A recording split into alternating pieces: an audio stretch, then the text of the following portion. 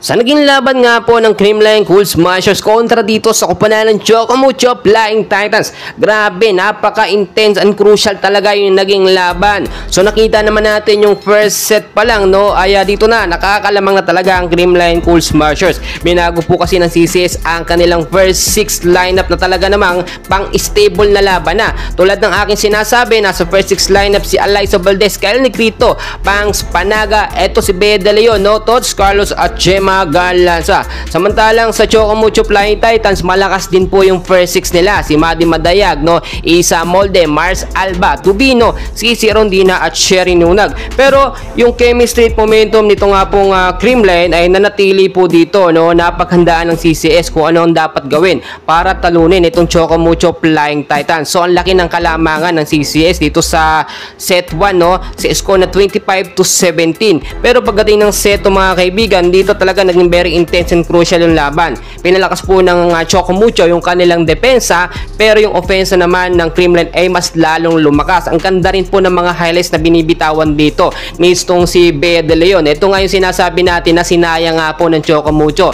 Yung dating kapitana nila na si Bea De Leon, ngayon nagpapakitang gilas po sa Creamline Cool Smashers, kaya hindi nakakapagsisi kung bakit po laging ginagamit sa first 6 lineup ni Coach Sharon Meneses itong si Bea De Leon, no. Halos laging babad po yan dahil nga po magaling talaga itong si Bea, hindi lang na-highlights dito sa Chocomucho Flying Titans. So yung nangyari sa set 2 talaga, no, 3 points po ang kalamangan dyan ng Creamline with 25 points to 22.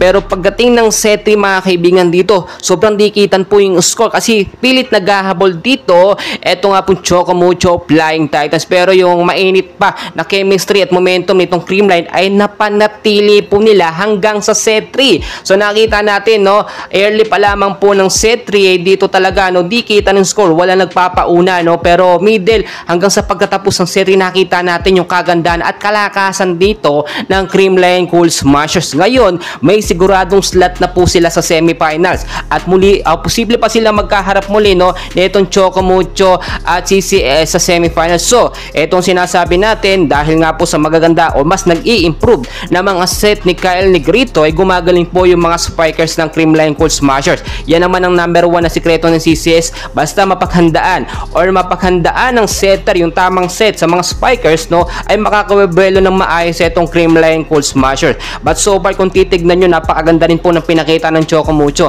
Unstoppable din yung mga play nila, pero sadyang natapatan or nakontra, no, nito nga pong CCS yung malakas na ofensa nitong Chocomucho Flying Titans. Maraming salamat mga kaibigan, and please don't forget to like and subscribe.